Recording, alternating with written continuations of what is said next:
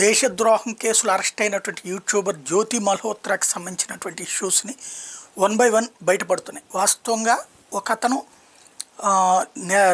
నెలన్నర క్రితం అనుకుంటా ఎన్ఐఏకి ట్యాగ్ చేస్తూ ఎంఐది పెట్టాడు. ఎట్లాగా ఎంఐ పాకిస్తాన్ పదే పదే పోతుంది, పాకిస్తాన్లో హిందువులు బాగున్నారు అని అబద్ధాలని ప్రచారం చేస్తోంది, వెనకాల చూస్తుంటే సైన్యం ఉంటున్నారు, ఈవిడ కదలికలు చూస్తుంటే చాలా అనుమానంగా ఉంది, ఈవెన్ మన దేశంలో కాశ్మీర్ లాంటి చోట్లకి పోతుంది, ఆ తర్వాత కీలకమైన ప్రదేశాలకు పోతుంది, చూసుకోండి అని చెప్పి పెట్టాడు.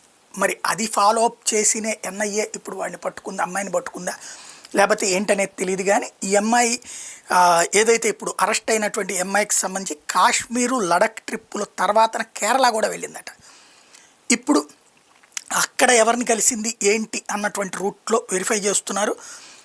సో ఏదైతే ఫస్ట్ తను వెళ్ళినటువంటిది కాశ్మీరు లడక్ వెళ్ళిన తర్వాత సోనామార్గ్ వెళ్ళింది, గుల్మార్గ్ వెళ్ళింది, శ్రీనగర్ వెళ్ళింది, పాల్గాం వెళ్ళింది, ఆ తర్వాత వచ్చేటప్పటికి అమ్మాయి ఇదంతా కూడా వెళ్ళింది.